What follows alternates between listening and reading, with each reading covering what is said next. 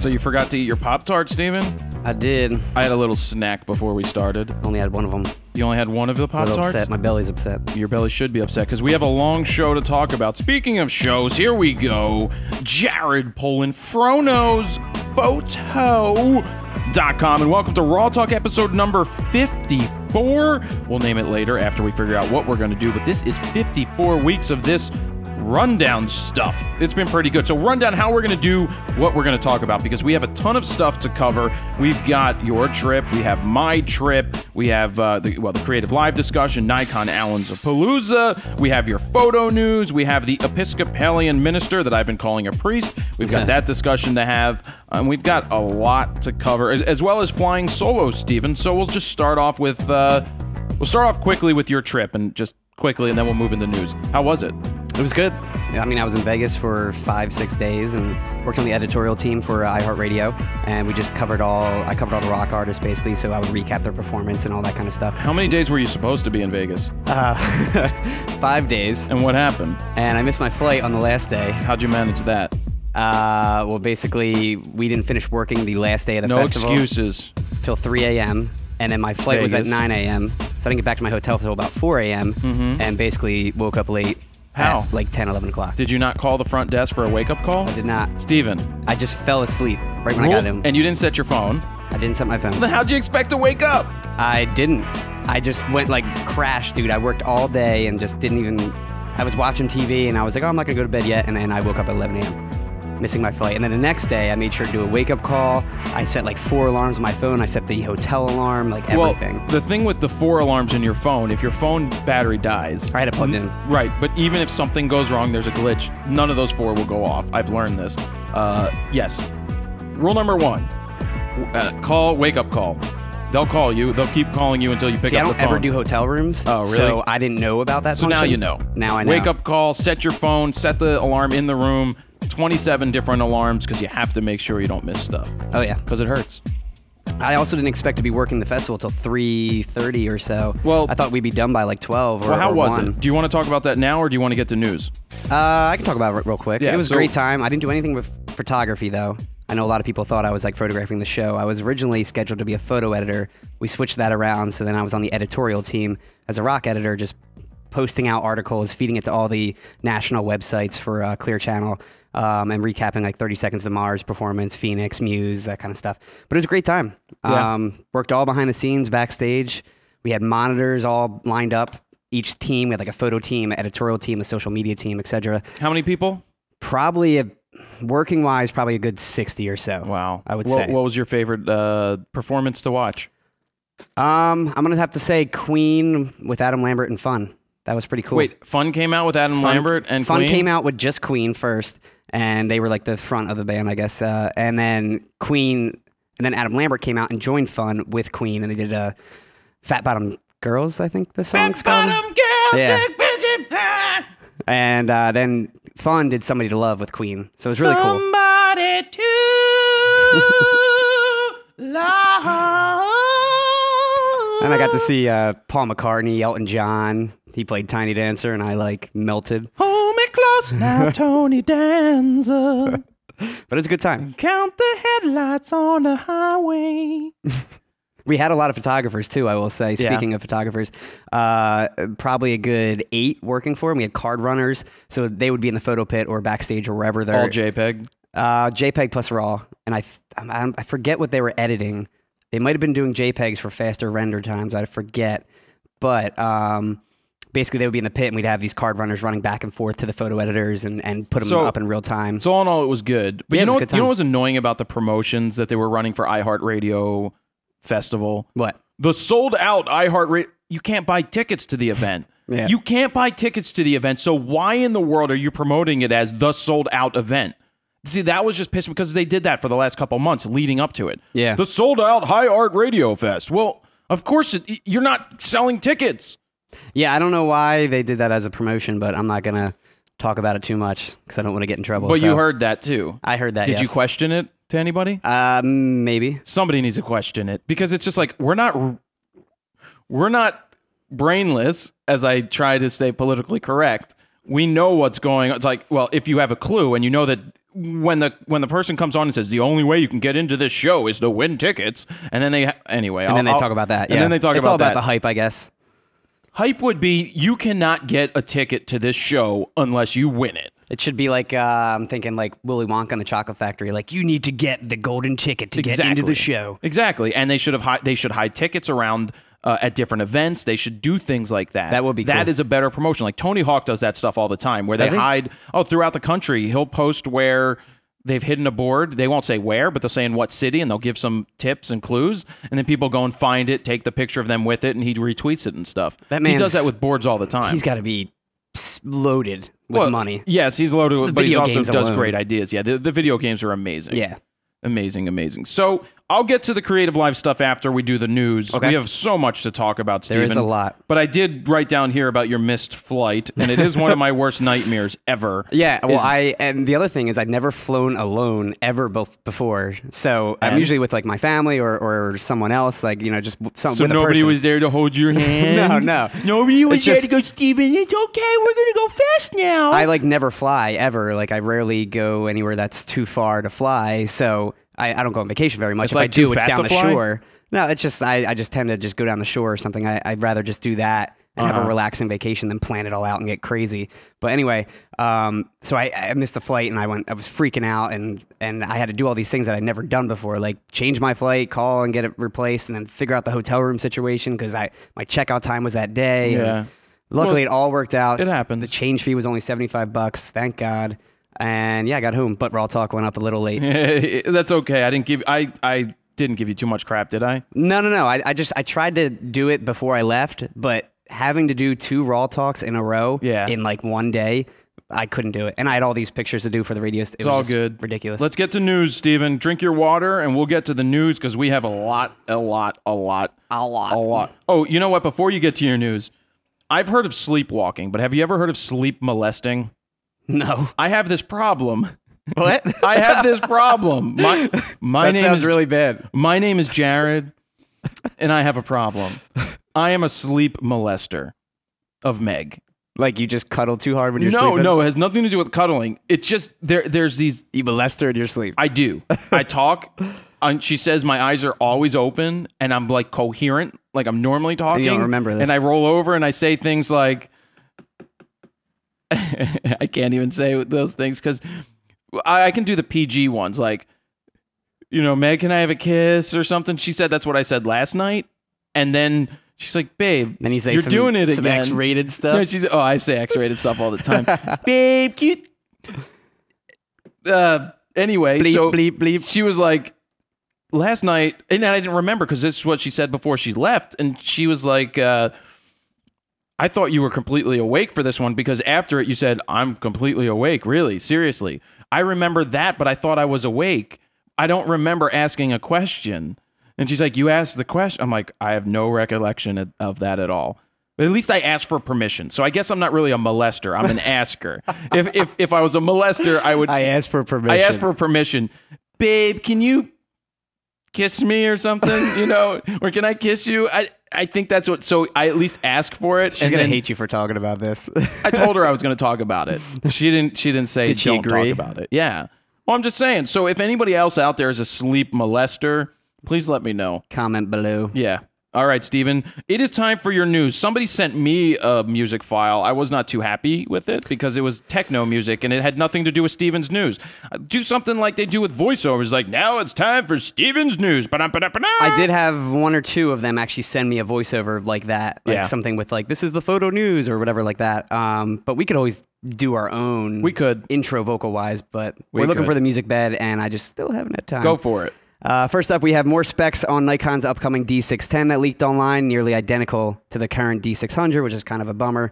Its only significant upgrade really is that it got bumped up from 5.5 frames per second to 6 frames per second, and they fixed and improved the shutter issue.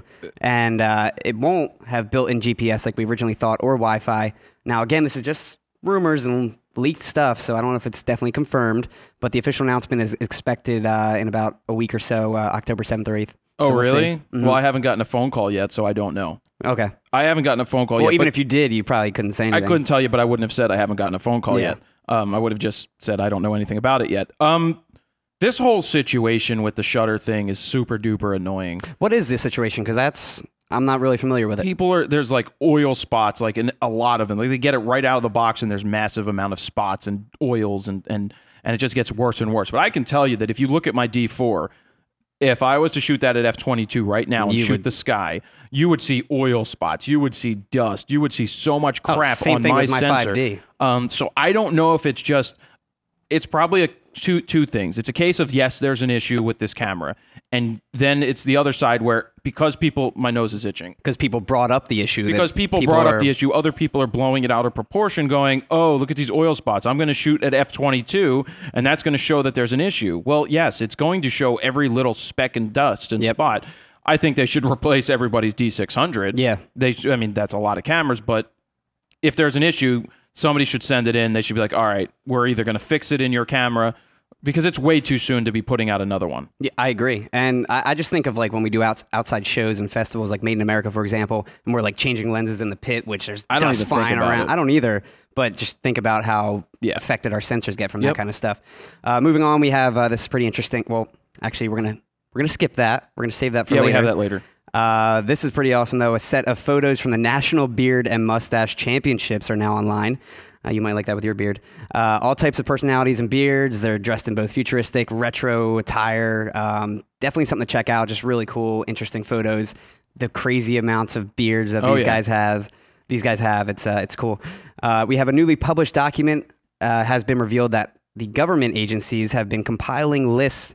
Let me start that over. A newly published document has revealed that government agencies have been compiling lists of suspicious activity reports.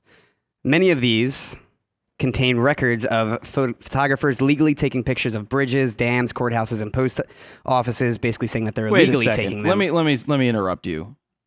They said post offices. They said post offices. Let me offices tell you too. something about this post office bullshit. This is bullshit because the post office is technically not a government organization. I get so pissed off because I go, we do a lot of shipping here with USPS. That's how we ship our stuff. And you go in there and and it's like, you're not allowed to take photos inside of government regulation says you can't shoot photos inside of a post office. But first off, a post office isn't part of a government organization, but then again, it is. It's just such crap because they're a private company that's failing and has been failing and $6 billion in the hole every freaking year.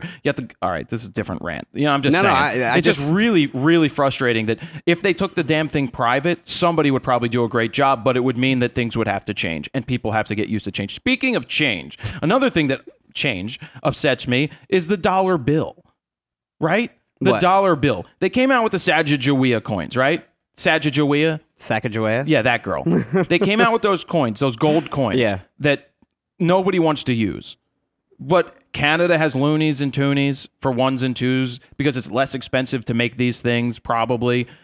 We know that a penny costs more than a penny to make here, yet we continue to make them, So I didn't know that. The only way that you can get people to try it, we're dumb Americans. I'm sorry, I'm saying it. But every other country in the world has coins that are worth more than $1. Well, and I think of the metric system too. Well, yeah, the whole metric system.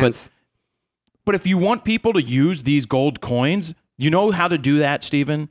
Do you know what you need to do? What? You need to take back every dollar that comes in and get rid of it and replace it with a coin. Because at some point, you're going to force people to use it. It's like the whole lighting situation. You know how we have compact fluorescent lights now, the CFLs? And they're outlawing selling of the old ones, the 60-watt lamps. Yeah. It's like Canada just picked a date and they ended it. After this date, you can no longer do these bulbs. But we set a date so far in the future, just make a freaking decision and say no more using these bulbs. We're not letting them in because start now, move on. Time for photo news. Seriously, that's definitely need to be said. It's just that was a rant. This is for the government episode of RAWtalk. Anyway, moving on. Among the records are a female subject taking photos of Folsom Post Office, like we talked about, and a male nonchalantly taking numerous pictures inside a purple line train in Los Angeles. Wait, a train? A train. A purple line train, it says, in Los Angeles. Well, that must be one of their... They must have some kind of special... transit system. Yeah, and I'm assuming these people are probably tourists or whatever, but they were basically suspected of doing terrorist kind of activities, and they're on the suspicious list now. The entire document's online for viewing too, and there's just absurd findings in the article. I mean, it's basically a call to all photographers just to watch out when photographing sensitive material. You might be in this document next year if you don't. And I'm just thinking back to like my photojournalism teacher. He always said that like the #1 rule was not to shoot on bridges.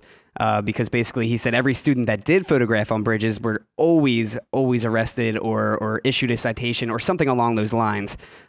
So yeah, just keep in mind when you're doing this kind of stuff, even though it should be completely okay to photograph this stuff, this is what happens. I would love to talk to your teacher about that. They always get arrested. Why don't you take care of that thing for now? I got yours. They always get arrested and always get citations. There's nothing that says you can't shoot on a bridge. Nothing says you can't photograph the bridge, but you have to be smart about this stuff. You can't just go around and look suspicious. We've seen videos where people have given the cops crap. You know, sure, you don't have to tell them what you're doing there. Yeah. You don't have to give your name. You don't have to do this stuff.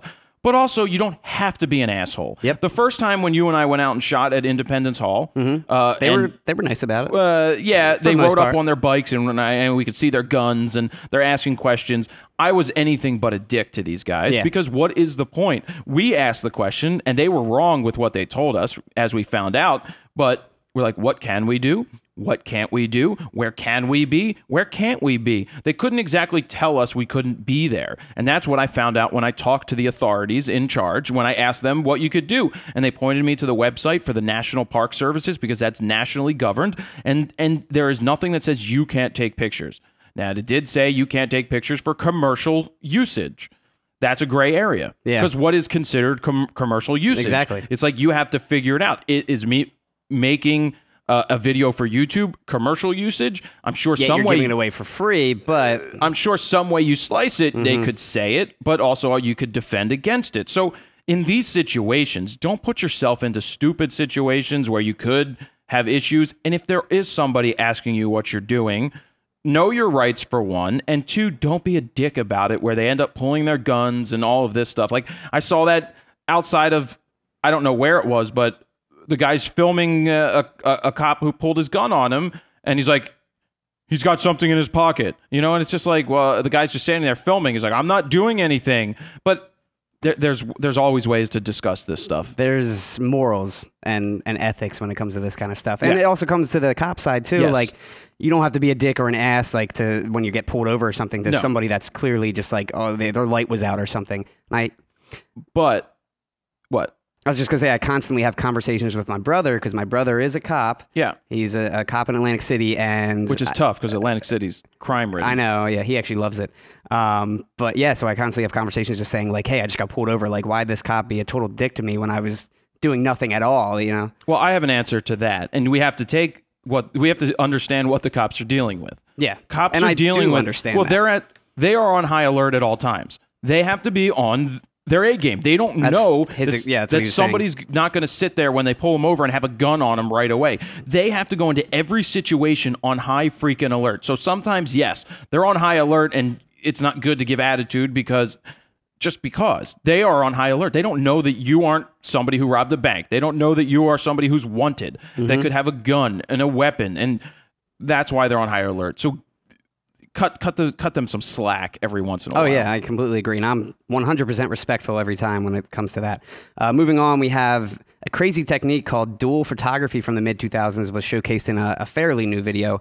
It's all over news sites this week. It's really cool. It's crazy because it lets you virtually change the perspective of the subject in your image. So they use a camera and a projector. They measure the light transported between the projector and the camera, which they then can reverse, in turn display an image from the perspective of the projector, which is just really crazy. So crazy example, for example.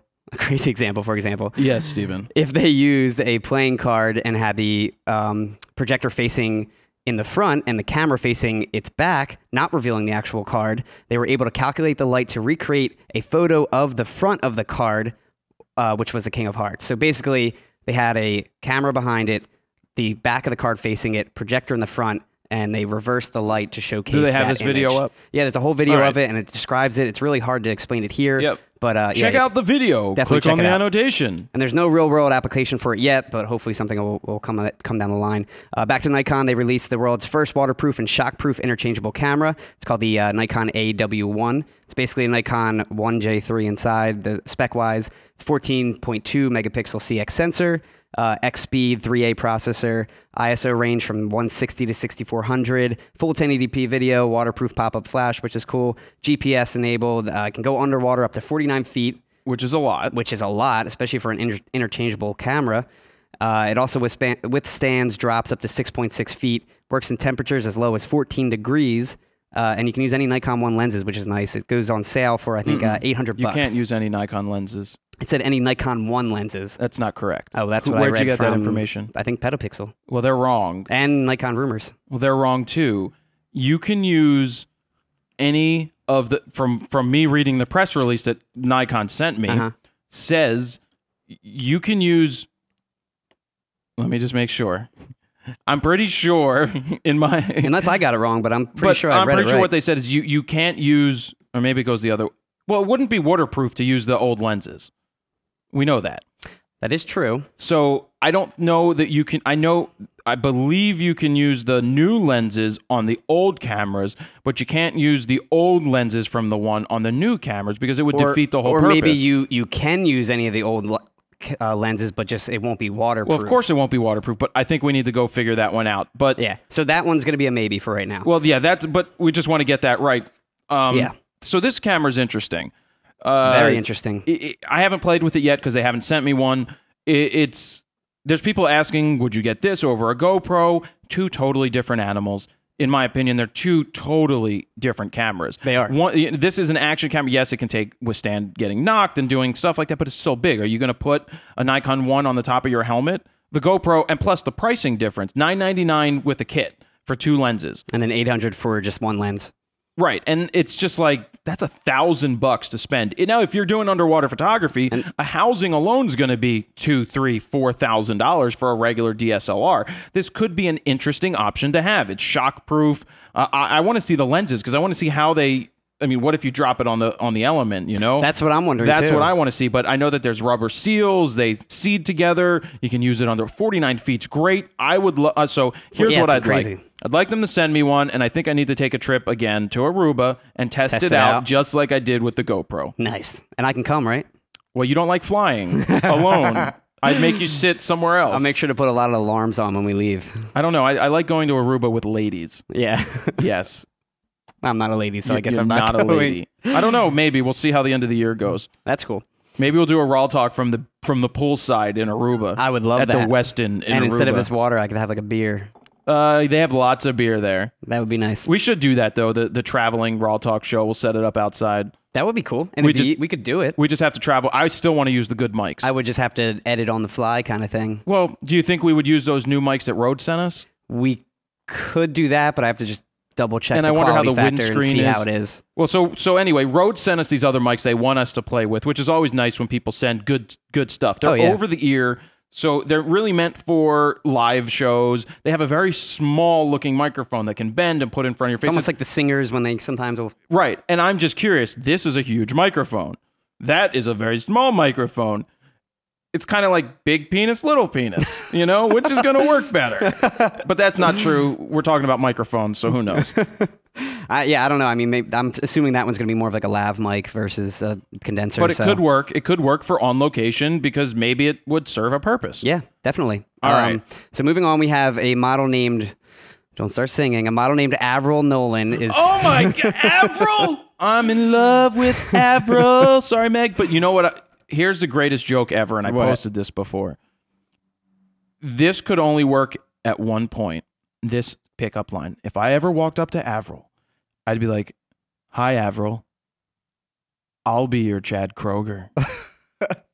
That is the only time that pickup line would work. Would ever work. Because they're married. I know. Do you like her?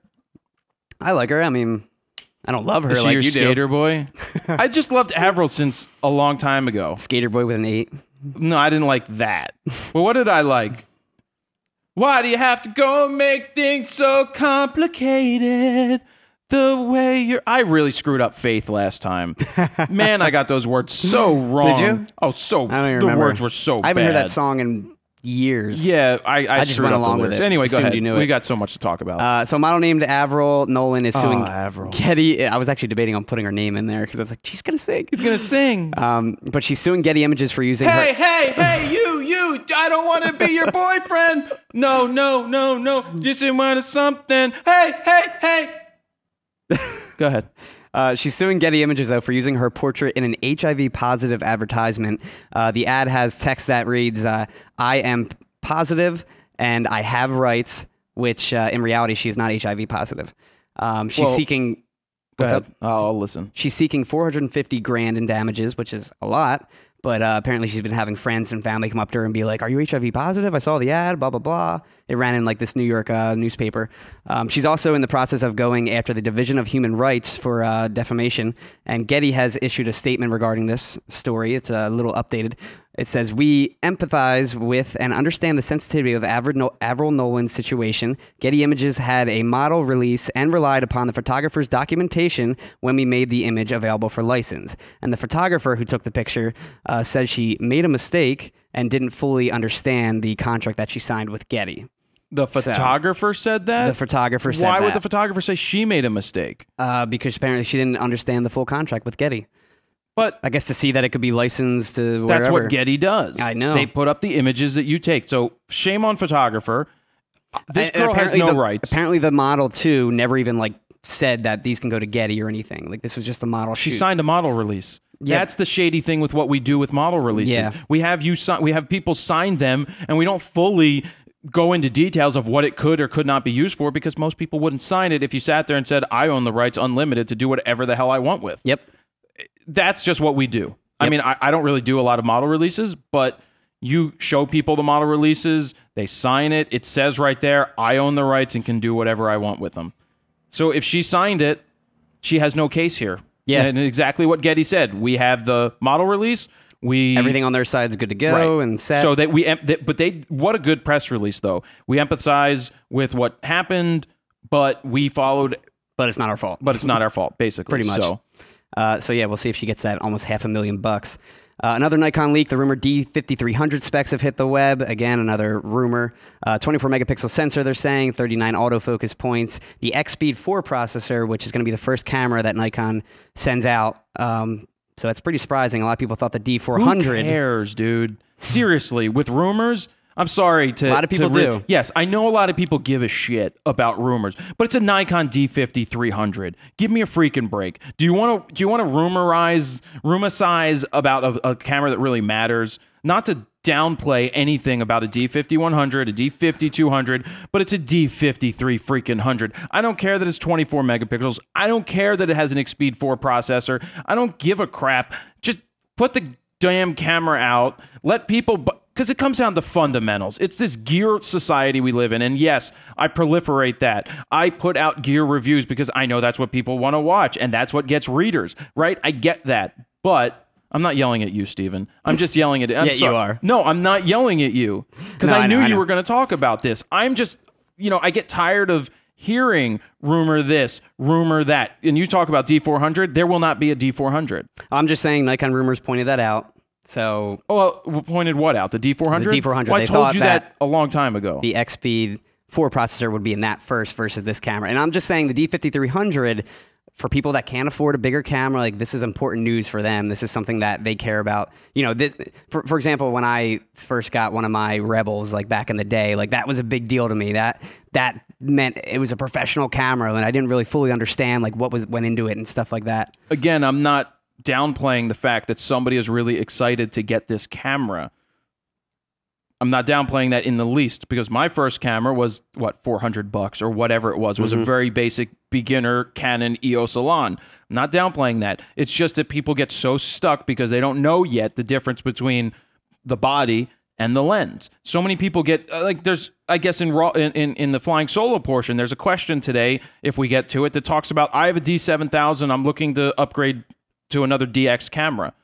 Might as well go full frame at that point. You might as well not even upgrade. invest in glass. There's nothing wrong with your D7000. That's true. It's just we're trying the mentality. I'm not yelling at you. I'm not yelling at you people out there. I'm just saying the whole thing with all these rumors gets so annoying. That's why I don't make rumor videos. One, I can't, because if I did and I knew information, that wouldn't be good. Yeah. You can talk about it. Like, I get it. Talking about the 610, that's a full frame camera. That even pissed me off too, but I let it go. And the 5300, it's just like, I'm whatever. just not going to bring up rumors anymore, because every time we have this conversation, do I do the same every thing? time, yeah. Sorry, Steven. It's all right. You can do it. You can keep bringing them up. Just some other things spec-wise. What else does this amazing rumored this camera rumor have? leak that might not even exist, built-in Wi-Fi, built-in GPS, expected to be introduced right before Photo Plus at the end of October, or for CES show in Vegas in early 2014. I can almost guarantee you that it probably is real. I mean, the whole thing with Nikon rumors is the fact that it's usually spot on. Yeah.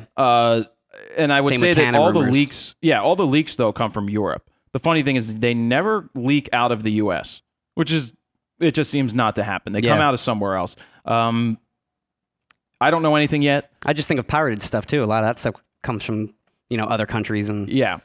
I'll know more when we're going to Photo Plus. You and I will be there. You're not staying. You're going up for a day. I think I'm just going to be there for a day. Well, I got a room. It only has one bed anyway, just in case you weren't Ooh. coming. But Wait, even are you if going to molest me in your sleep, dude? you know what? I wouldn't put it past me to even molest you in my sleep, thinking you were like Meg. Steven, will you touch my leg? Steven, please, Steven. And then I'd be like, I wasn't awake, Steven. It's all right. It It's wasn't not me. It wasn't it's really not me. rape if you're not awake. But Sorry. I'm awake. It is. Rape's a bad thing. Yes. No Yes, matter it is. how you look at it. Yeah, even if it's in your sleep. But Photo Plus, it's going to be good. I'm sure there will be some new cameras coming out from somebody. I don't think I want to go to CES this year. Okay. I've gone to CES 2 years in a row, but maybe we should go out to WPPI, which is in March in Vegas. Oh, another Vegas trip for me, eh? Well, and then if you go with me, you get to eat well, because I know a bunch of chefs and they like to take us out to dinner. Vegas is so expensive, dude, for food. It was ridiculous how crazy expensive it was. You want to Go ahead, that camera real quick? do my camera. No, I'll do your camera. All right, I'll just go on to the next news segment. So we have more copyright infringement to talk about this week. A student won a photography contest with a stolen photo at the University of the Philippines.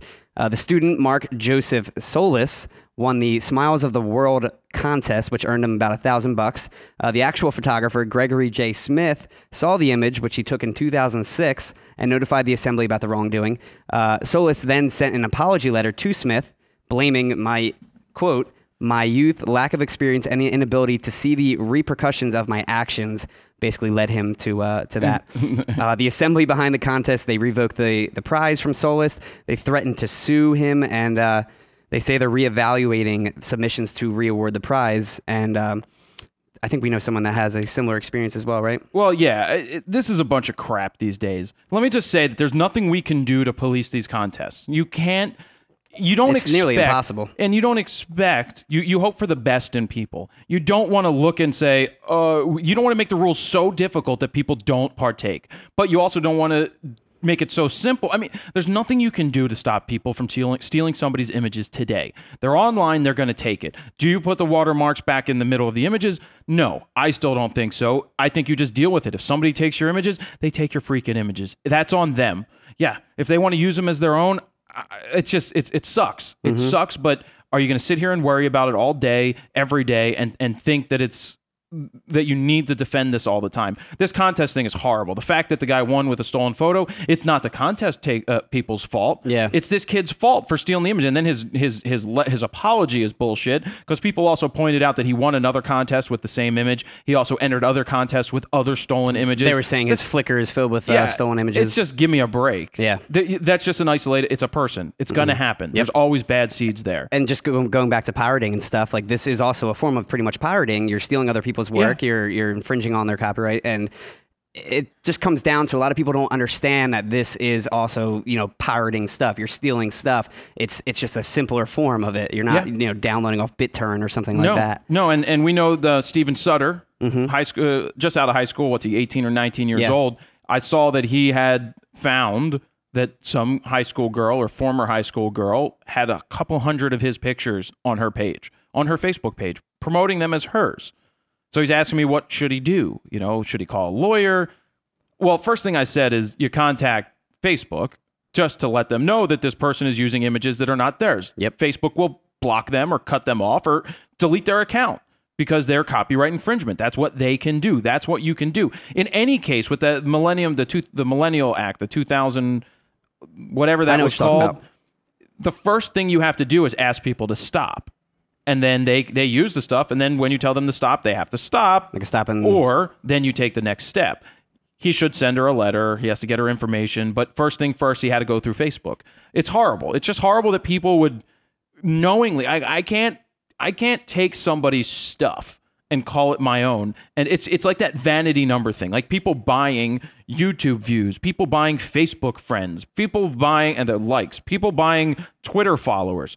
That's vanity. Like, how do you sit there with yourself and be like, how do you tell somebody to their face, like, yeah, I have 100,000 Twitter followers, but knowing that you bought 85,000 of them? Yeah. It's just like, how do you lie to people flat? I have trouble lying. Yeah. I am not like, I am damn honest. And it's a good thing and it's a tough thing because I'm very, very honest. When people ask my curse. When people ask my opinion, I'm not afraid to tell them. Yeah. So, all right. I'll move on to what's next.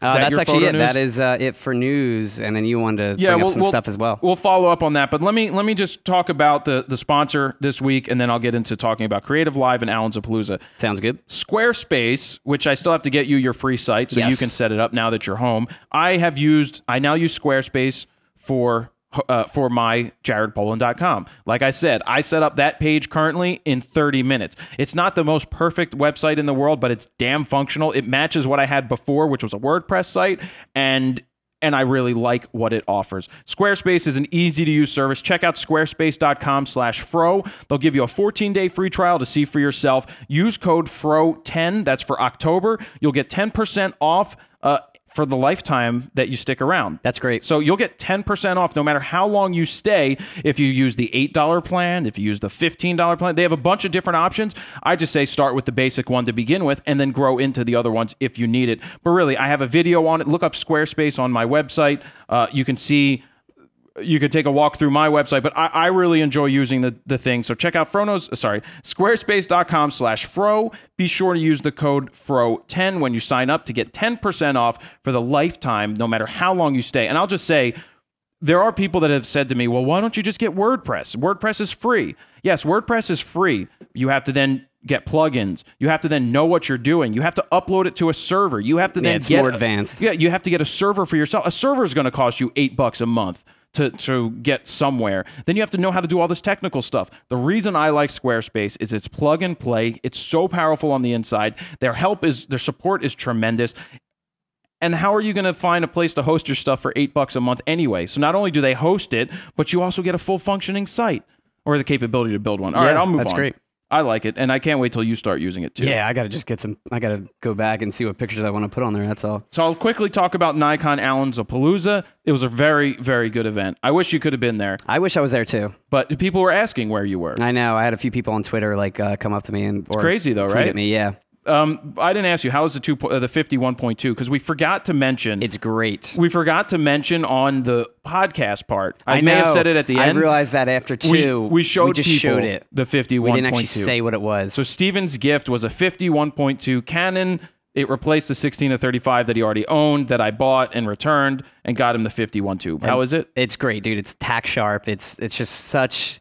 The bokeh on it's insane. All right, the depth of field, it's so crystal clear. Like I said before, I've rented this lens a million times for portraits or weddings or whatever it may be, and now I actually own it. So nice, it's really cool. All right, so back to Nikon Allen's Palooza. It went really well. I think we had anywhere from 200 to 250 people cycle throughout the day. Every time I walked into the store from 11 to 4, it was jam packed. It was jam-packed. We gave away the D7100. I forget the guy's name who won. He was from Levittown, so he won that camera. He wasn't there.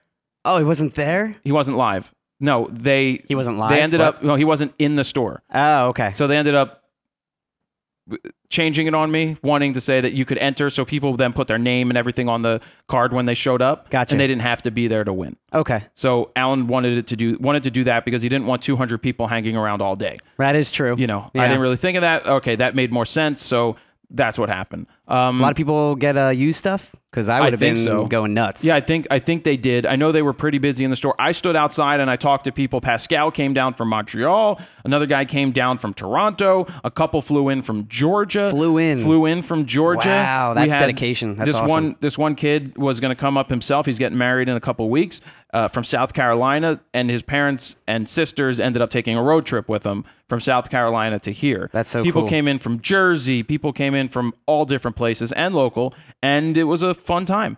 It was great because I stood out front and I critiqued people's work. I was gonna say, you did the rapid fire critiques, I did the rapid fire critiques. Did you do the little bell or whatever? I didn't do the bell. I just, whatever time it took, it took. Okay. I didn't set people to a limit. We talked all day. I mean, I talked till 4 and then I left around 4:30. Yeah, I would have loved to just sit and talk about whatever photography related, like just chat. Yep, the taco trucks. So the taco truck was there. Everybody got to eat their tacos. The tent was great. People got to sit around and talk. The thing about this is that when you bring people together, so many people are... I drew on myself a lot with this At least pen. it's not on the table. At least it's not on the table. Yeah. So many people today are stuck on the computer and just interact online. This takes people and puts them in person. And I've seen this at photo walks. They hit reality. Well, yeah, at photo walks, people meet other photographers that are in the same area, that are into the same things, and they become friends. They then go out and shoot with each other. It's really cool to bring the community people together and they go and do something. So I appreciate, thank you to Nikon, thank you to Allen's, thank you to everybody that came out and did this. Maybe we'll do another one. Maybe we'll do it jointly with multiple companies. Who knows? I mean, I would like to do Allen's a Palooza for everything. You know? That sounds awesome. Of course, people came that had Canons too, which isn't a problem at all. You know, I don't really care. Yeah, That's the point. Yeah. So it went really well. Very happy with it. And cool. That was Nikon Allen's a Palooza. Hopefully you guys do it again next year or something because I want to go. Actually, if it's the same weekend though, I probably can't. Why? Because are you going to be at the sold out iHeartRadio Festival that isn't sold out because we don't sell tickets? Yeah. It's already sold out probably. Creative Live discussion. Creative Live. Oh, yes, right. It's already this is sold out for the next 2014. Decade. The 2014, the 2012 sold out in record time. So did 2013. So the next 5 years. Yes, and they're already sold out until the end of time or until radio no longer exists. Then we actually have to sell tickets. And then we won't exist. Yeah, pretty much. I'm a wrecking ball. All right, Creative Live. I was on Creative Live. For anybody that didn't see that, they called me a while back and said, hey, do you want to come on to Photo Week? We have about 60 photographers coming in. It would be great to have you. Who are you? Yes, that's what they said. They said that to you? Yeah, on the phone. We heard good things. Can you give me a little bit of more information about what you do? They didn't like research before they called you? And No, and I'm not being, yes, I guess it's a little smug or arrogant or something, but it's just like, at this point, you would think that if you're calling me, you know who I am. Yeah. But I know they get requests all the time to have me on because they ask, who would you like to have on? So the readers go ahead and put my name in there. So anyway, we set something up. I went out there to do the exposure triangle, which is the very basics of photography. That is what I did. You didn't see me enter. I didn't even see anything of it. I have it. I was working. I have it over here. They didn't send it to me, but somebody sent me a link to download it because I wanted to see it. Did you get your model with yoga pants? Well, yes. So, but there was a problem with my model with yoga pants, Stephen. So I'm sitting there so what happened is they asked me, do you need a model? And I was like, sure. But I didn't really know what I was going to do with a model because I'm teaching the exposure triangle. It's going to be the very basics. I'm not doing an all-out photo shoot here. We had some challenging things when we did it. But anyway, they're like, what kind of model do you want? I said, athletic. They said, what should she be wearing? I said, yoga pants. I was kind of being a dick because it's just like, send me a freaking model. But I guess... credit to their producers. Their producers are fantastic. Are they? Everything about what they ran there was flawless. Great job. They pick you up at the airport in a car. It's a car service. They put you in the hotel across the street from Creative Live. Fantastic. You walk across the street. They have breakfast. They have lunch, and they have dinner every day if you wanted to eat it. I didn't because it was too Seattle like jumbo. I had to go out to eat. Yeah. I had to go out to eat because I had to get real food. But at least they give you food. They had fruit. They had nut bars. They had protein bars. They had candy. M&Ms. Love M&Ms. So they do a great job. The producers are on the ball. The cameraman, everybody, fantastic. And I got to sit down. It's all live. Well, it's all live. Which is something hopefully hopefully turn we into. can do. I got to sit with Chase Jarvis and we talked for about 15 minutes. That was good. It was And he nice. like owns it or runs it or something. He is a right? co-founder. Okay. There's another co-founder that I sat and talked with for a while, but it's all good stuff. They do a fantastic. Like I said, the producers were on my butt. What are you going to do? I'm like, I don't know what I'm going to do. So I made it kind of difficult because I don't know what I'm going to do. I can't tell you down to a T what I'm going to do. You're one to just do it, like wing it almost, and that's just Yeah, it's like this show, for example. which is like it's okay. somewhat laid out, but it's more like we just shoot the shit and next see time what happens. A little more prepared for me. Like Yeah. if I had different scenarios to go into, because I had to account for the people in the room. I asked the producers, I'm like, who should I engage here? Should I engage? Oh yeah, they do special guests, don't they, or something? Well, like they bring audience? in people. Yeah, they bring in an audience. So it's if I was to do a full-on creative live, I could pick my audience to get the right people there, because I had like 12 people sitting there, and 2 of them, or there was maybe 3 of them that asked questions, but when I would throw something Open to the them, floor. nobody would do anything. Like there weren't questions coming in. Now the guy in the front who took a picture, I let him use my camera of me jumping off the loft thing. That was good. He did a great job. He had a lot of questions. That's what I need. That's what I need. I need people asking questions to feed off of. Yeah. So the room was dead. I just was like, and people asked me questions after. Like after they came up to me and asked me questions. when we were live? Right, and some tried, but it's difficult live. So anyway, back to the model. Mm-hmm. The issue was she was 17. They gave me an underage model. Is that what we're gonna ask her to do? Like I crazy don't, things? no, I don't know what I would ask her to do, but then I have to watch myself. Like, why? Because I say things, Steven. But it doesn't matter what you say. I have to be different with a 17-year-old as if it was plus she brought her mom. As long Her mom was there. Oh, okay. So you couldn't interact with.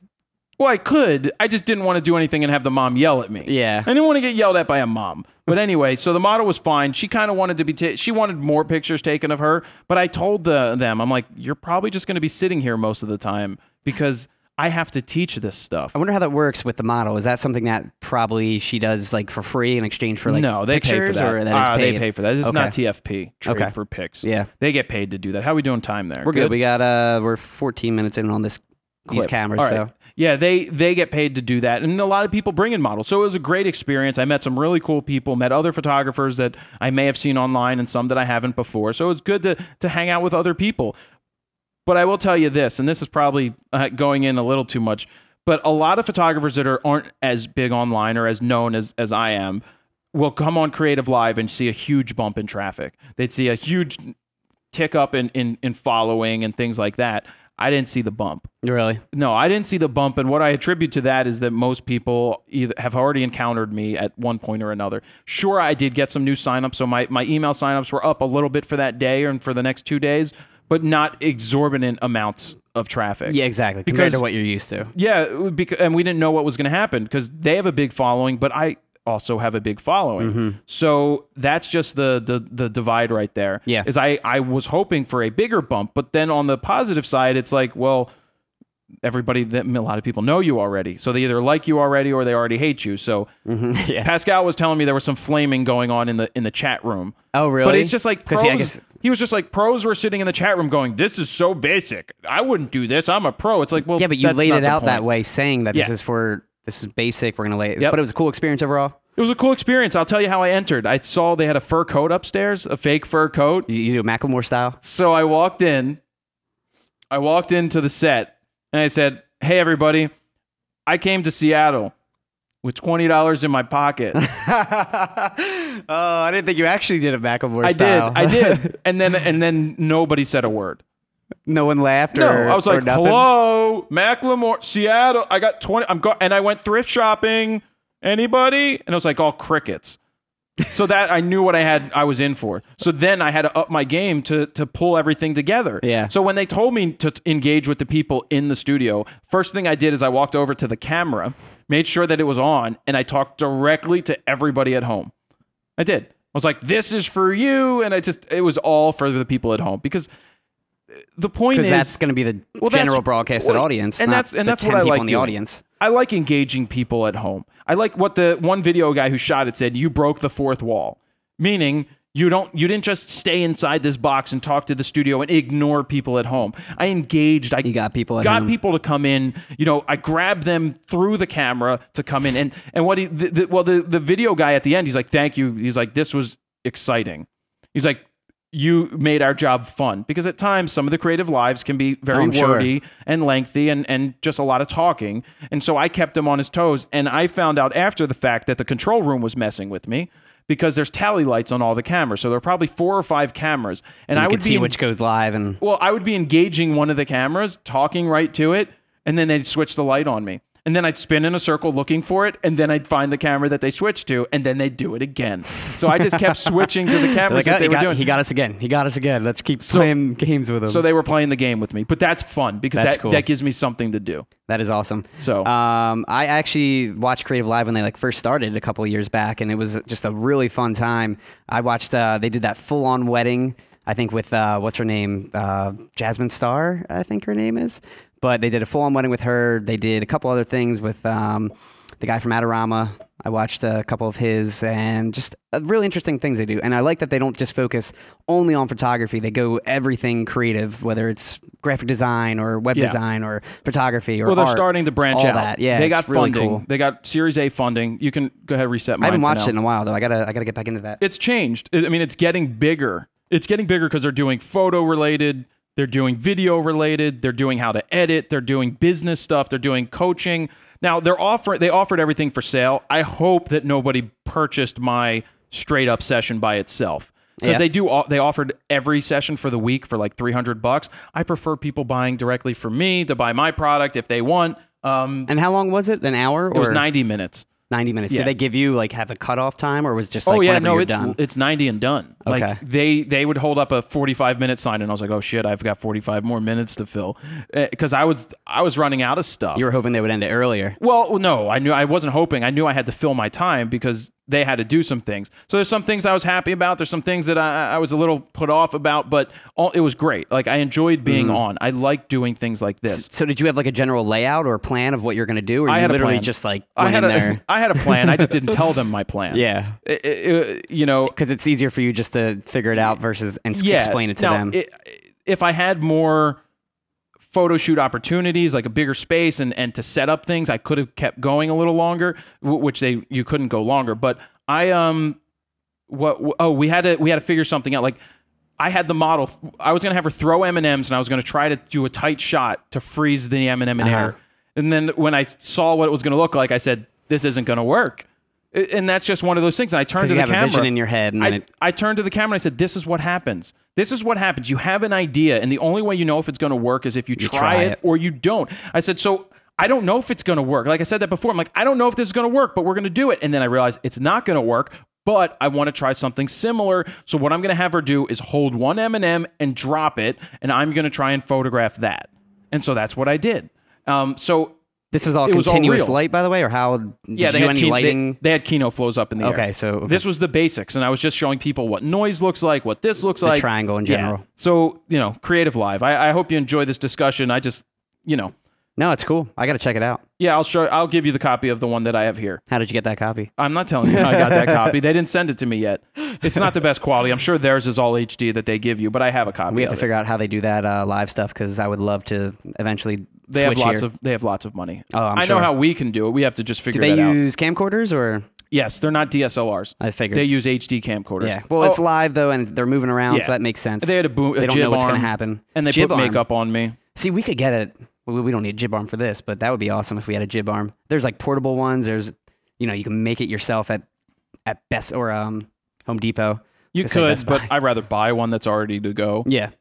I think Aviator. I think they're they had cheap. a Kickstarter. Yeah, they're not that bad. They're not that bad. We could use we could get our own jib, but I guess that's it. That's Creative Live. Cool. It was cool. Flew out to Seattle, $20 in my pocket, and all I left with was this jacket. Yep. So that's that discussion. And then we have the biggest thing. Oh, we talked about stealing work, photo news, and now the biggest thing. What's the biggest thing? The biggest thing is the wedding that was interrupted. Oh, yeah. Oh, and we didn't do the Gear of the Week yet. I don't know if that's thank you. Up. I want to do that. Okay, I want to do that right now. Okay. So Gear of the Week, you've got something that you can finally have a better connection internet-wise. Yeah. So you can talk about it. Thank you for reminding me of the Gear of the Week. I like doing this. I've been having trouble with my internet here. It's Comcast internet, and I've ripped Comcast internet Gotta a new love one. it. But I continue to rip them, and whether it was falsely ripping them as me just not having the right tools, or them providing me with tools that weren't the right tools. So basically what happened is I'm paying for 50 megabit down and 10 megabit up service. Your standard Comcast? Yeah, well, it's called Blast, which is one step up from the extra $10 a month. Whatever it is. So I've been getting at my computer, which is 50 feet, 55 feet, 60 feet away from where the router is, the and wireless it's all open router. Space, it's so. all open space here. Take a drink of water, Steven. Yeah, man. Jesus, will we you need drink we need water? a cough button. Is that better? A little bit. So basically, I've been using the Wi-Fi from the router that they give you. It's a router, modem, and switch all in one, which is never a good thing. It's like buying a TV with a DVD player in it. It's never a good thing. But I was getting speeds of like 9 down and 10 up. For some reason, the upload speeds were quicker, and that's what I've been dealing with. It's usually the opposite. Well, and I thought Comcast, I thought it was their fault. They're, you know, why is this happening? I should be getting my fast speeds. I'm paying for it, but I'm not ever getting anywhere close. So they sent out a technician. The guy came out, and he's one of those 19-year techs, so he's been around for a while. And he sat down, and he goes, nobody told you that this router is good for like 30 feet, did they? Wow. He said, these are crap. Only 30 feet? He said that he's like, they get them, and they're really crappy routers. They're really terrible. I will say I do like their technicians, though, because when I had an issue with my internet, they're straight up, they're realistic, they're real to you, and they're just like, hey, we gave you a shitty product, and we're going to replace it. Well, see, and that's the thing. They had a terrible router. So then I had to look at what could I get, what kind of wireless whatever can I get to boost my signal so that it works on my computer over there. So stop ringing. My dad's calling. Oh, I was going to say, is that my phone? No, it's my phone. I have the phone here for a reason today. But oh, yeah. So what I did is I ran an Ethernet cable 50 feet across the loft over my half wall and down to the computer. And when I did that, I was getting 57 and 11 or 12. Which is what you should be getting. What I should be getting. So then I looked up what can I do to do this wirelessly. And that's when I decided to buy the Airport Extreme from Apple. The Apple Airport Extreme. There were other ones out there that were maybe $10 less from other companies, but I figure I own everything Apple already. I'll spend the $200 for this, which it sucks that I have to do that to make this work right, but you have to do it. So the reason I bought it is people are like, you just plug it in and it works. So I'll run you through exactly what I did when it got here. I bought it on Amazon. I'm Amazon Prime. It was here in one day, which is awesome. I ordered it Monday. It was here Tuesday. I plug it in, didn't read any instructions, plugged the Ethernet in from the cable modem to this, went and sat down at my iMac, and it already had a prompt up there to set up the Airport Express. Wow. Sorry, the Airport Extreme. It asked me for some information. What do you want to call it, and what's the password? And that's it. And then it worked. And then I tested the speed, and it was 57 and 11 or 12. It was the same wired as it was wireless, and it just worked. Also, I get a better signal on my roof, and I get a better signal throughout the whole loft. It just boosts it up altogether. Yeah, so what is the limit for that? Do you know, like feet-wise? Or? I don't know the exact limit, but I know that it does the 2.4 gigahertz and the 5 gigahertz. But one thing it says, it has 6 antennas in it, and then it like beams it directly to where you want it. Oh, it says like it finds your device and it creates a beam. So it's probably just some jargon that just made sense. So we're probably getting beamed right now. We're probably getting cancer from the beams right now. Because it's like directly to your computer. But that's that. You know, that's the Airport Extreme. Cool. And now I'm assuming that works with any the PC or Mac, right? Absolutely. Then the issue is I called my rep. I'm waiting for a call back from Comcast because I really want to talk to them. I really want to get to like an executive and be like, guys, I've been ripped, and this isn't about me. And again, I'm not being a dick, but it's just like, I've been ripping your product because of the tools that you're giving people. So I know more than a lot of other people when it comes to the internet than a normal person. A normal family is just going to sit there. They're going to take what comes. They're going to expect that's just what happens. It's they don't normal. know how to check their speed. They don't understand it. They just know that maybe their internet isn't working as fast as it should be. All I want to say to these people is, I've been ripping your service because the tool that you gave me to represent your service didn't work right, or it's just crappy. So their whole their whole wireless system that they give you being so and I'll tell you, they say 30 feet. Even if I was sitting right next to it, I was still getting those bad speeds. Really? I was still getting 10 and 9 or 9 and 10. And even if it really was 30 feet, I mean, that's not your average household like family room. That's or not going to go upstairs. That's not going to go throughout the house. Go through walls. So it's just like, I went and bought this. So I want to get these people on the phone and be like, what is the cost of acquiring a new customer versus giving them something great in the beginning to make them happy so that they don't leave. Yeah. So you keep them for a long term. I know I'm not going to say that they don't care that they lose people because they have so many. Everybody cares.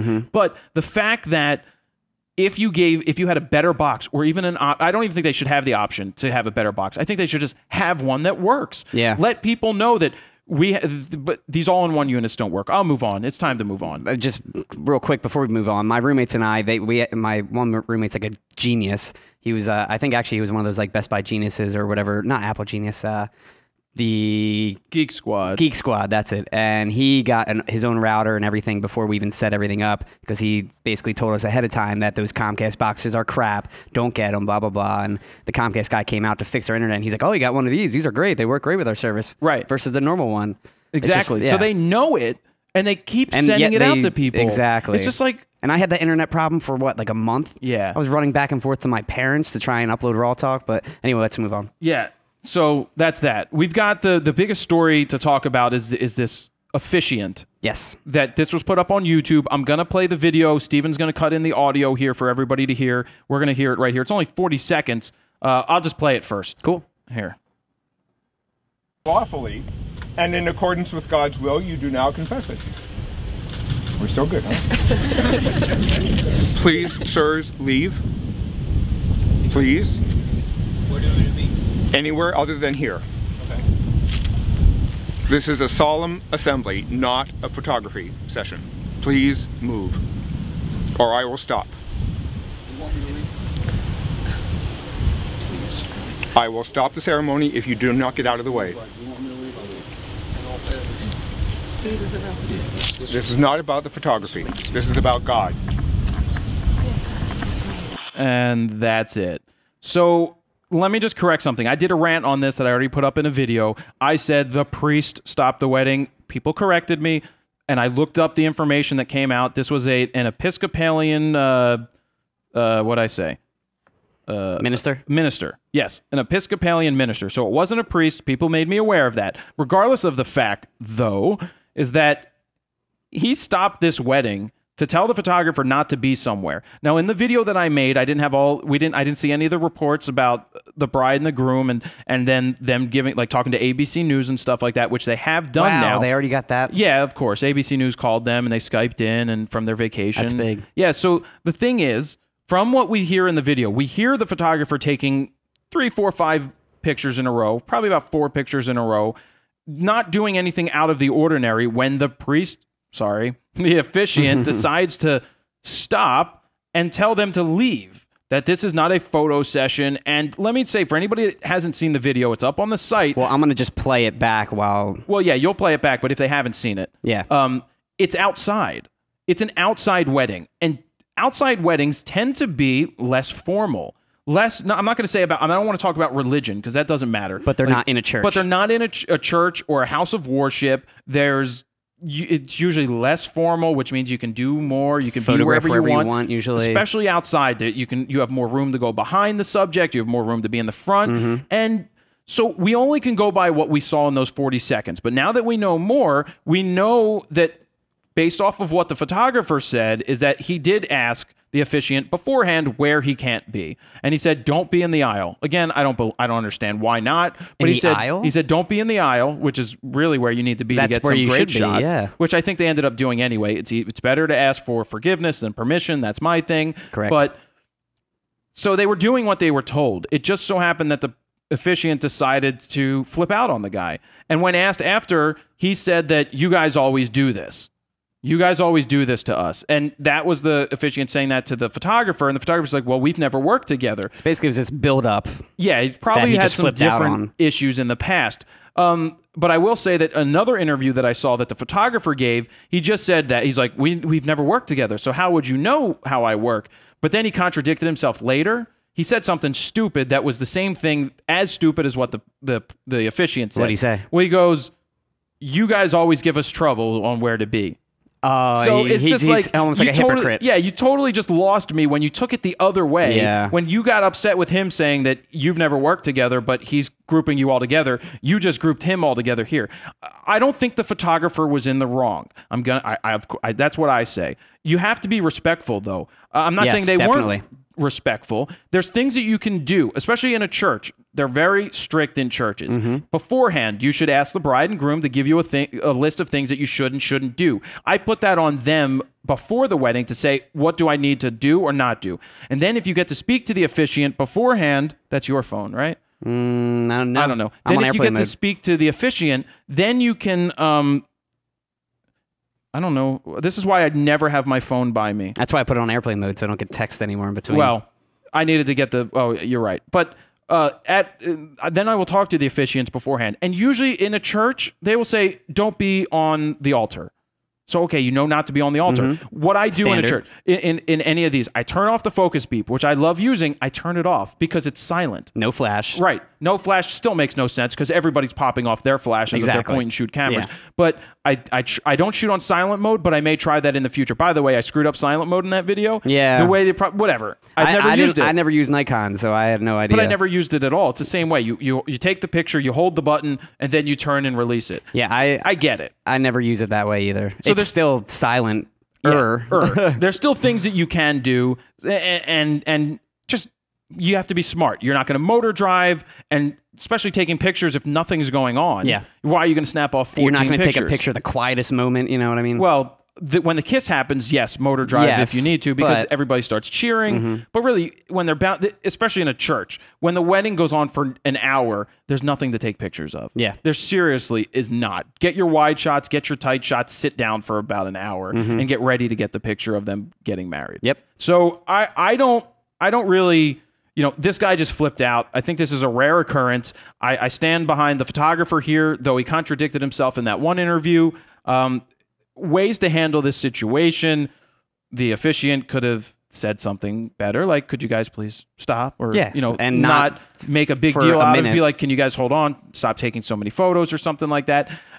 Or not even say anything at all because you're not even supposed to focus on that. Yeah. It's not a distraction. You're ruining the bride and groom's wedding, especially now with the ABC reaching out to them and stuff like Well, that. the bride and groom paid for the photographer to be there more so than the officiant, even though they get paid to be there as well. You want the photos. It doesn't matter. I watched it. I gave my opinion. I've given my opinion here. I took both sides until I knew more, or I still took the photographer's side, even if I didn't know more, but left it open to say, we don't know what happened before. We don't know what led up to this. We only see those 40 seconds. But yeah. So has the minister spoken so out, or ABC what happened with said that? they called the minister, and he's like, I thought this situation was dealt with. Click. And he hung up. Interesting. Yeah, so I'm going to reset these all right, cameras you real quick. reset them. I'm going to get going. And and double check the Zoom, please, to make sure that we're still recording. Because we did get the it's good, Stephen? Yep. Awesome. An hour and 10 in. So I'm going to do a 20-minute rapid fire critique, 20-minute flying solo session when we get to it. But I really wanted to take the time to talk about this because it's important to know how to work. And I put up that video and it's getting a ton of comments. Oh, yeah? It's always going to get a ton of comments because I ask people for their opinion. What do you think? But I was very careful with how I made the video not to assume certain things. And if Yeah. I was going to, that I said that In the beginning. I don't know whether this is the case or not, but this is what I can go on. So that was it. So yeah, be careful when you're doing these things. Just learn from it. It's a rare occurrence. I know that at Jewish weddings, they tend to be more laid back. Yeah. Especially I know from family members who have gotten married, and just it seems like rabbis love telling stories and they love to have fun and they love to interact, and it's about more fun. I've noticed the others, it's very by the book. There's no fun. It's the house of God. But I will say there are some ministers and I guess priests that do That step are up the fun, game, they're that are cool. fun, that do things. It's just I've encountered most. Your traditional old school. Yeah, traditional old school, by the book, hour-long ceremony. Don't go here. Don't shoot flashes. Yet everybody shoots flashes. Exactly. That's all. It's I like got, at a Steven. show. Yeah. So I guess it's time for me to fly solo. Kicking me out? Yeah, I'll kick you out. All right. Is that all right? That's fine. we're not rusty. This is just a lot of information to talk about. We're an hour in. Yeah, hour and 12 minutes now. All right, well, give me 20 more minutes. We'll extend it. 20 more minutes. Yeah. All right, here we go. Mish Lifts, MICHELIFTZ. Jared, do you have any tips for days you have to shoot in inclement? So that's inclement weather.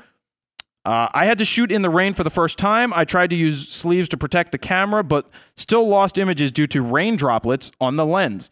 Well, where was your lens hood for one? I think one of the best things that you can do to stop the rain from coming in on your lens is to have a lens hood. Even if there's a little space, you could put a piece of gaff tape there. You could put a raincoat on the camera. You could put a plastic bag. I know that Allen's camera sells these inexpensive plasticky things.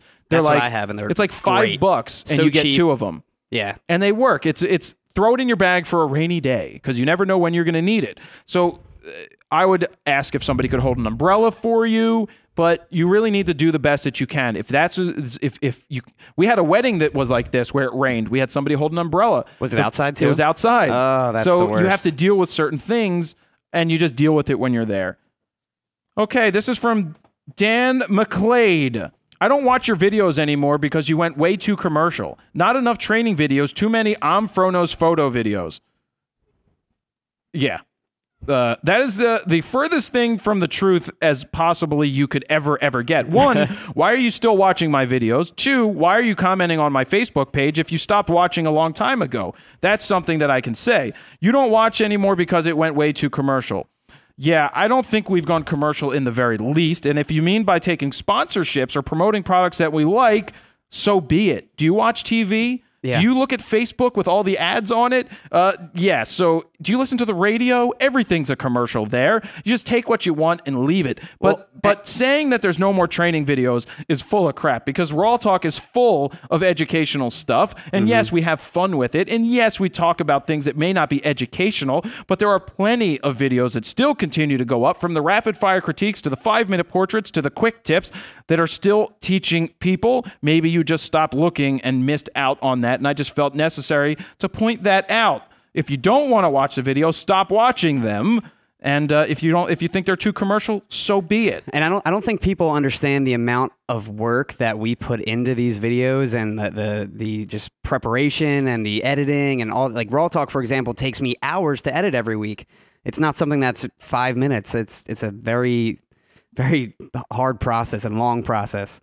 Yep. It's a lot of stuff. I know you spend a lot of time doing it, and Yeah. most people don't realize how many videos we can try to hammer out, all of the things that go on behind the scenes. But the whole commercial thing, it's like calling somebody a sellout. Yeah. I don't believe in that. You do what you need to do to keep going. If we weren't making money at this, then I wouldn't be able to continue doing this, and then there would be no videos. And it's not like, I mean, there's so many sites out there that do sponsored posts. That means they get paid to put a post up there. And that might be a product that they don't even like. We try and only do it if it's a product that we think you will like or we enjoy or using. that I personally use myself. Exactly, yeah. And when it comes to taking sponsorships, like something like Squarespace, I can tell you that Squarespace doesn't flat out pay you. If you go ahead and sign up for Squarespace, which I personally use, and you continue to use it, then I end up getting a commission based off of that. It's what they call as a CPA model. It's what exists in this world. If somebody is made aware of something because of me and they sign up for it, then I end up getting a credit for it. So they don't actually pay me to talk about it. So that's just something that you guys, just something for people out there to know how this stuff works, because I'm an open book. I talk about business all the time and give you as much insight as I can into how this whole thing works. So that's that. I've spent too much time talking about that. And we've talked about this before, but we definitely need to do like a Cribs behind the scenes video of what we do in here, how we set this up, just to showcase the amount of work and preparation that gets put into these kind of things. Yep. The last thing is it takes us about an hour to set this up. Oh yeah, today it took us an hour. And then the podcast is as long as I talk or Stephen talks. Yep. And then after this, we film the photo news. And then it takes a couple hours just to edit, and then uploading to YouTube alone takes, what, 2 hours? Because it's a huge 9, video. 10 gigabyte file. But it's not only does it take 2 hours to upload, it also takes time to process on their end. Exactly, All right. yeah. Jamie Loney, L-O-N-E-Y. Reminder of why it's so important to shoot RAW. I understand some of the Photoshop reasons, but I see some great photographers shooting in JPEG, and I know they know the theory of RAW, so why wouldn't they? I don't know too many professionals anymore that actually shoot in straight JPEG, because most of them understand the fact that it's not about this compressed file that you're already getting. RAW files uncompressed. You get all of the data to work with today, tomorrow, 10 years from now. You have that RAW file to go back from. A JPEG is a baked file. Once it's done, it's done. So you're throwing away data right off the bat. You're compressing it. I don't care if you get your exposure perfect or whatever anybody says to get it right. Like, I get it right in the camera. So what? You threw away all that extra data. If you ever want to go make a change to that file in the future, it's baked. You can't do anything with it. You can't change. You can't grow it as well as you could if you want to enlarge it in the future, because it is missing all of that extra data. I'm going to move on from there. Sasha Bolton, which PC/Mac uses Stephen to edit your videos? So, Stephen, I think they're asking if I use a PC what or a you Mac. use to edit and what's the software. All right, so I use specifically a PC, and I use Adobe Premiere Pro. I think CS5 or 5.5, I think, whatever like the latest one is, or it's probably 6 now. And then I use Adobe Audition, the newest model, to also edit the audio behind it. And I basically compress the audio, export that, upload to iTunes for the actual podcast audio. Then I go into Premiere, line up, sync up all the videos using Pluralize with the audio, and then I import it into Premiere, and then that's when we cut each angle, do all that kind of stuff, render, export, and then we have a final huge file that we upload to YouTube. And I'm still trying to figure out, are we better off using an iMac and Final Cut X because they have everything built into the software that puts together multi-angles. I'm trying to get Stephen to do that. I just have to prove to him that it's going to be better. And if it is better, then I have to buy Stephen an iMac to edit on. Yeah, I mean, I've just always been a PC guy, so I honestly think even if it was easier, it'd be easier for me personally to use a PC. I don't agree with that. I think you're once also a Mac guy. So well, it's no, but I've been a PC guy before. Yeah. I used both. I've used Macs too in college. That's all we used. Right. I think we'll try it out. Yeah, I mean, I'm game to try. I'm definitely open to trying it out. It could save you hours of time. I just don't want you to go out and purchase this or something. I'm not just going to do it until you try it. Exactly, yeah. No, I wouldn't do that. And whether it's a laptop, I wouldn't want you editing on a laptop. I'd probably get you an iMac. That's the other thing. I'd rather have a Superstation versus, a desktop versus... Yeah, because those new 27-inch iMacs came out as of Tuesday. That is true. Which is great. All right. So that's that. Yeah. Ben Davis, digital, tablet, iPad, portfolio versus printed. There's a room for both. I prefer having it printed. It's something that you can hand somebody that makes more of an impact. If you throw an iPad on the table, it's the size of this piece of paper, it's not that impressive. People can't slide around it at a table. You can't have 3-4 people looking at the iPad because it's just that small. But if you throw an impressive book on the table, even an Adorama Pix 9x12 or a 12x9 book that opens up to 12x18 full frame, that is going to make an impression on people. That is something that they can tangibly hold. Yes, you can hold an iPad, but it's not the same as if you actually had some prints right there on the table. Matthew Dunlap, if you grabbed only one prime lens to take with you around a city like Chicago, which one would it be? So, Stephen, you think about this. I'm going to answer for myself. Wait, repeat that question one more time. If you could grab only one prime lens to photograph in Chicago, what lens would it be? So I'm going to go with a full frame camera first and foremost. So the options are you could take like a 50 millimeter, which is the prime lens. That's the standard that everybody would use back in the day. It's what the human to eye capture sees, everything. generally. Yeah, it's very similar to what you see. It would be a difference between maybe using a 35 1.4 or a 50 1.4. That's actually exactly what I was going to say. Between a 35 and 50 as far as focal length goes. Yeah, I think that would be the best option. Kind of covers everything. I would rather go 85 just for compression in the background, but it depends on what you're shooting, what your subject is. And yeah, I've never been to Chicago, so I don't know how. Well, just think of like Philly. But if you were to do any street scenes, an 85 is not going to be the best option you're going to be down alleyways, probably. Right. That's why I prefer the wider. I can always get closer if I need to. Probably a 35 then. Yeah, I think a 30. I'm going to go with 35 1.4 as well. Yeah. Shelly Seward. What's a typical day like for Fro? So here we go. How do you balance your FroKnowsPhoto business and your photography business? Well, they've kind of become one and the same. So I'll give you a typical day. I woke up this morning at 8 or 8:30. I went to bed around midnight. Actually, it was a little after midnight, and then I guess I tried to molest Meg at night. So at some point I was awake, but not really conscious.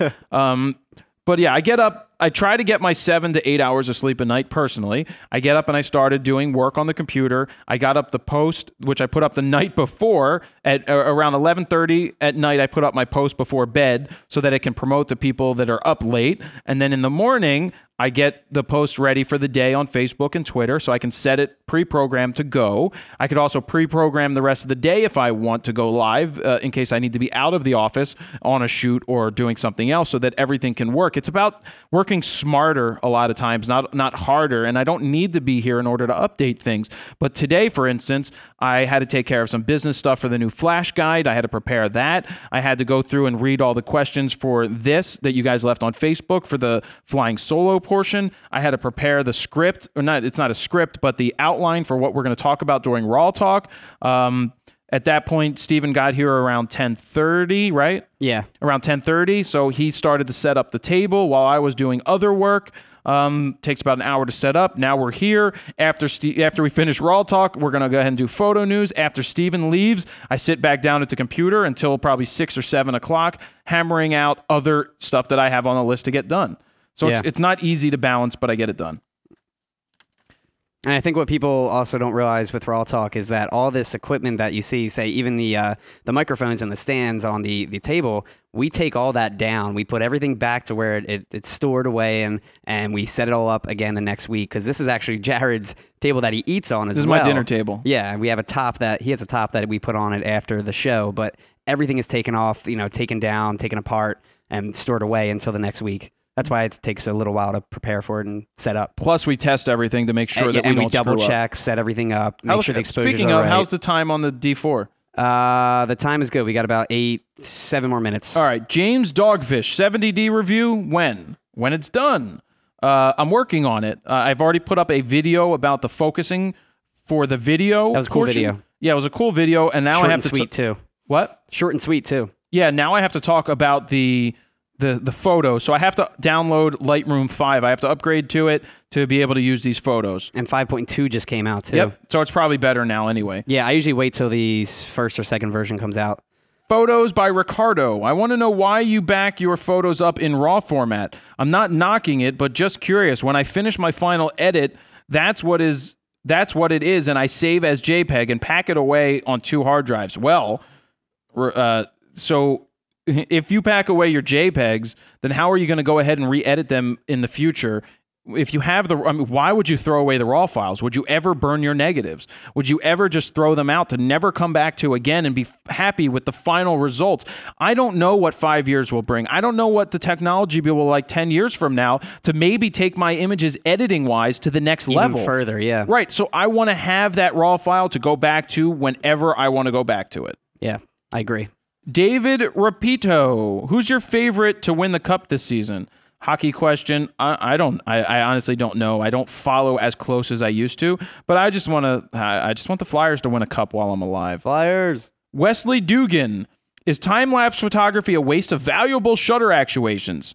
Would it be better to use a GoPro than a 6D? Hell freaking no. Look, you buy a camera for a reason. Why would you be wasting the shutter actuations? You are trying to accomplish something. You are going for some. Why would you use? It's like people here. It's like people going away on vacation and going, well, I'm going to Greece. I'm going on this world tour, but I don't want to carry my camera, but I want to get good photos, but I want to get a really good point and shoot. Why are you going to waste money on something subpar when you already own something that is great? Take the freaking camera on the trip with you. Use it. That is why you purchased it. And by the way, I don't know what the actual shutter actuations are that's rated for, but it's got to be at least 200,000 shutter actuations. Yeah. That is a lot of freaking pictures. Use your camera. Why would you waste money on a GoPro for time-lapse? GoPros look like shit when it comes to quality of images. They seriously do. It's a smaller sensor versus your full-frame sensor. Use what the God gave you. I think the Canon shutter actuations are, for most of the full-frame bodies, are 200,000 roughly, and then for the 1D series, I think they're 400,000 or something along those lines. I could be wrong, but that's what I think I've read before. Do you think the Nikon AW1 will have any chance going up alongside the GoPro in the action sports photography video world? And what do you think about price and specs of it? Also, what protein shakes are your favorite and why? Steven, do you even lift, bro? He said that? Yeah. Let me also tell you guys another thing. The angle that I'm sitting at the table is not as good as Jared's angle with the GoPro, so my arms don't look nearly as giant as his do. That's not true, but he doesn't. I don't think you work out. No, I don't work out. Basically, I used to, and I just I'm too busy now. I don't have time. You have to find time, Steven. I do, but that is not an excuse. Find time. I knew you were going to say that, but I really don't have time. You have time. I really don't. You make the time. Oh, right. All right. Anyway, to answer your question, no. I don't think the Nikon AW1 has any chance to go up against the GoPro. One, it's $800. It's a hell of a lot more expensive. A GoPro has already saturated the market to such a point that I don't think you're going to be able to compete with them, especially on price. Quality-wise, sure, the quality may be pretty good on the AW1 based off of that J3, which is fine, but I don't think it's ever going to take over anything close to the GoPro. Caspian Sherrod. Hey, Jared, what are some of your favorite things to do in GTA 5? Yeah, I bought... Steven, do you play video games? No. You better say no. Because I don't have time. Exactly. You better say no because you don't have time. So I sat down and I bought Grand Theft Auto for my Xbox. The last time I played Xbox was in December. It is now September. So I don't exactly play video games. I thought maybe this would be a good thing to, clear my mind and take a minute and not work. And then I sat down and I played GTA the other day for an hour, and I felt like a dick after because I felt like I should have been working for that hour. That's actually kind of what happens with me, too. Unless I'm like with friends or something like that, or like at a party doing it, I can't really just do it on my own time because I feel like I should be doing something more productive. Exactly. That's in my opinion. Yeah, so I'm either going to give away the whole Xbox in the game because I don't want it here to play. I feel like a waste after doing it. Oh, I'll take it. No, because then you don't have enough time. Yeah, right. Jay Swan, I need to upgrade my D7000. What would be a reasonable upgrade in the DX format? We talked a little bit about this earlier. Oh, yeah. You need to upgrade your D7000.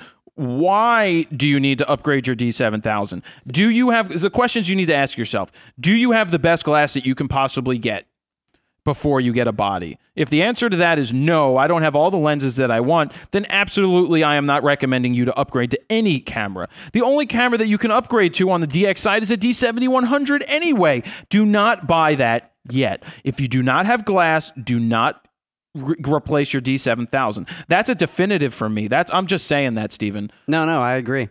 Right. And especially with the world that we live in these days, bodies change every 2-3 years. Glass doesn't that often. I mean, you can have glass from 10, 15 years ago, especially Nikon wise, yep, that you could still use and it's still great.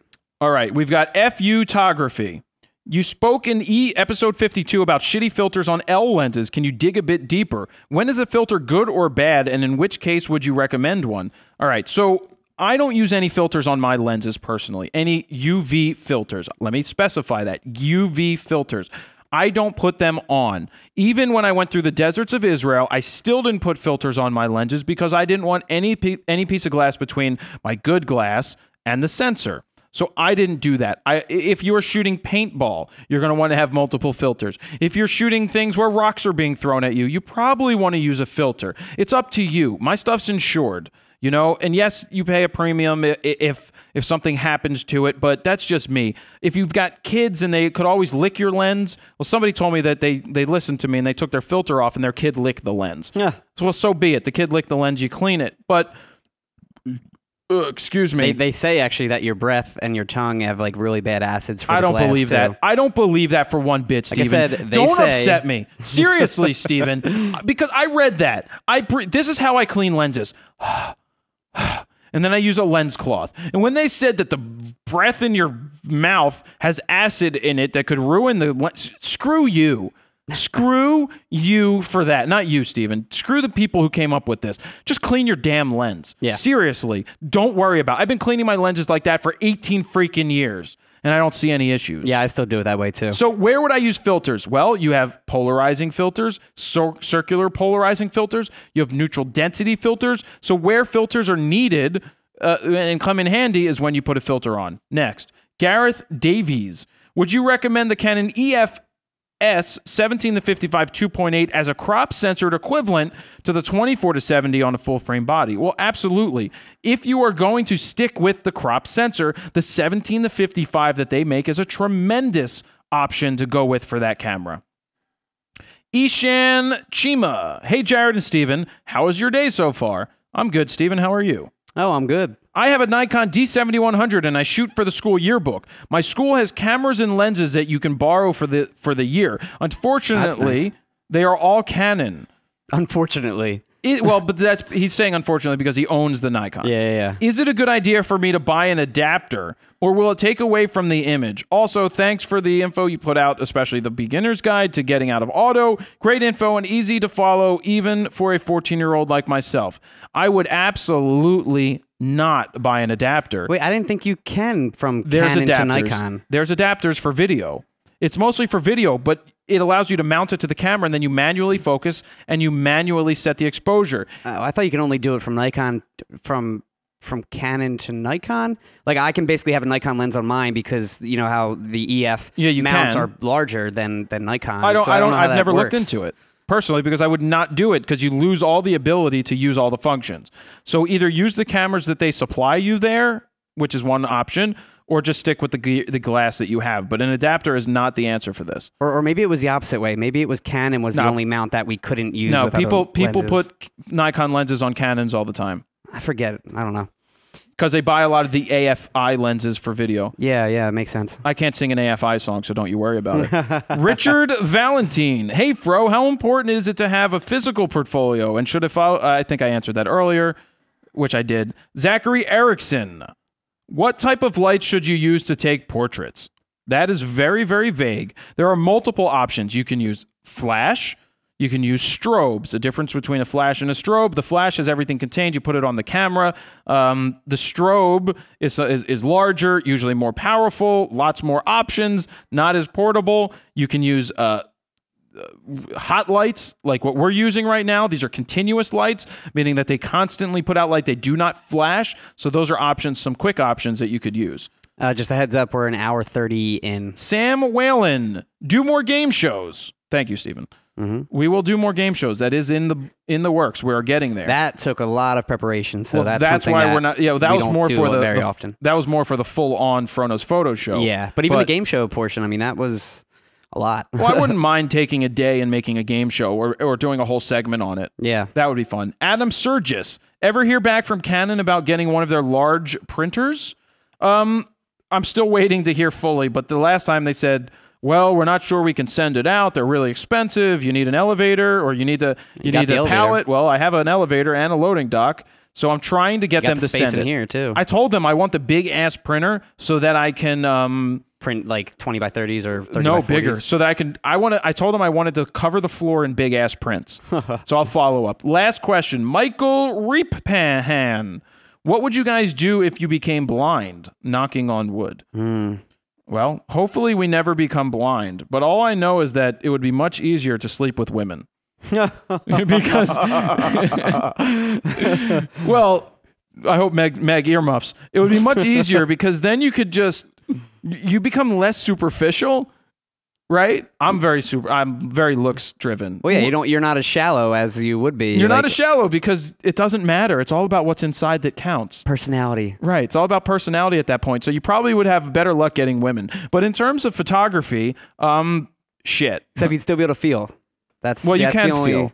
What are you trying to say? If it's a larger woman or something, you know. I heard you're into larger women. Oh, yeah, of course. Well, not based off of the last one. But, yeah. Anyway, if I unfortunately would face this occurrence, I have no idea what I would do. I can't say. I would hope that I would have the ability to go into testing to put a sensor into my eye to hopefully someday figure out how to see again. That's what I would do. You know what's funny is that one day I Googled my name and just seeing like other Stephen Eckerts out there, and I saw there's actually a photographer named Stephen Eckert, same spelling I believe, and he's a blind photographer. Wow. Yeah, it's crazy. I don't know where he lives or what he does exactly, but he's out there somewhere. Okay, Stephen. This was a long episode. We had a bunch of news. We updated you on Creative Live. I mean, that's normal because we went away. It was a long week to recap. Well, 2 weeks almost. You Yeah. went away, you missed your flight, you overslept. We learned from that. I went to Creative Live. We discussed that. We talked about the photo news. We talked about the Episcopalian minister. Check that out on the website. We talked about Nikon Allen's Palooza, and we hit all of your questions, all in Raw Talk episode number 54. Be sure to check out the website. Go to FroKnowsPhoto.com/podcast, where you can hear all of the podcasts that we've done. So if this is your first one, you can download the last 53 of them so that you can then listen to them as long as you would like. The old ones are cool. They've evolved quite a bit to this point. It's been over a year of episodes, so we've done a lot. And I also want to go ahead and thank Allen's again and Nikon for their support during Nikon Allen's Palooza. Thank you to everybody who showed up. Stephen, thank you for coming back. You're welcome. And the last thing, I will close off again with reminding you to check out Squarespace if you haven't done so. Go to squarespace.com/fro. The reason I ask you to go to that specific link is so that when you do decide to sign up, if you do, I end up getting credit for it. But also use the code FRO10 or whatever month you're listening to. Just use the number that corresponds with that month, and they will give you 10% off no matter how long you're around. So if you're around for 5 years, you're always saving 10% off of each month or the yearly service. So it really helps me out to keep this going on and growing if you guys go ahead and use that link and code. So that is it. That's Raw Talk episode number 54. Thank you all for watching and all of the continued support. The Flash Guide is coming soon. It is really good. It's on its way. Please be patient, and I know you're going to dig it as soon as it comes out. Jared Polin, FroKnowsPhoto.com. See ya.